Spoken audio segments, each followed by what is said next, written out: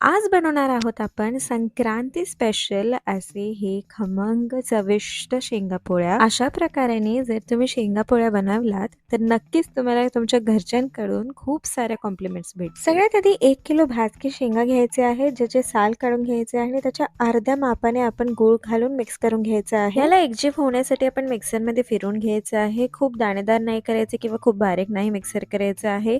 Medium कन्सिस्टन्सीचं आपण याला ठेवणार आहोत आणि जास्त पाणी न घालता म्हणजेच 4 टेबलस्पून गरम पाणी आम्ही इथं घालून हे सगळं एक चांगलं पिठासारखं मळून घेत आहोत. 8 ते 10 तास आपण याला ठेवल्यामुळे याला चांगलंच तेल सुटणार आहे, जे खूप चांगलं चव देतं आपल्या शेंगापोळीला. अर्धा किलो गव्हाचं पीठ घेतलेलं आहे, त्याला चांगलं आपण नॉर्मल जसं मळून घेतो तसं मळून घ्यायचं आहे. फक्त घट्ट कन्सिस्टन्सी ठेवायचं आहे, जास्त पातळ मळायचं नाहीये पीठ. 30 मिनिट पीठ मळून ठेवल्यामुळे पीठ चांगलं भिजलं आहे. आता शेंगदाणा आणि गुळाचं जो मिश्रण आपण 8 तास ठेवलेलं ते काढून घेऊन आपल्याला त्याचे गोळे बनवून घ्यायचे आहेत छोटे. तेलाचा एकही थेंब ऍड न करता इतकं सुंदर तेल सुटलेलं आहे. आता आपल्याला पिठाचा छोटासा गोळा घ्यायचा आहे, त्याला असं थोडं फ्लॅटन करून घ्यायचं आणि त्याच्यामध्ये आपण जसं पोळी करतो त्या प्रकाराने आपला जो शेंगदाणा गुळाचा जो बॉल आहे तो यामध्ये घालून असं सगळ्या साईडने आपल्याला सील करून घ्यायचं आहे. ह्याला अगदी थोडंसं पीठ लावून आपण लाटून घ्यायचं आहे आणि लाटताना हे लक्षात ठेवायचं आहे की आपल्याला ह्याला खूप जास्त उलट सुलट नाही लाटायचं आहे.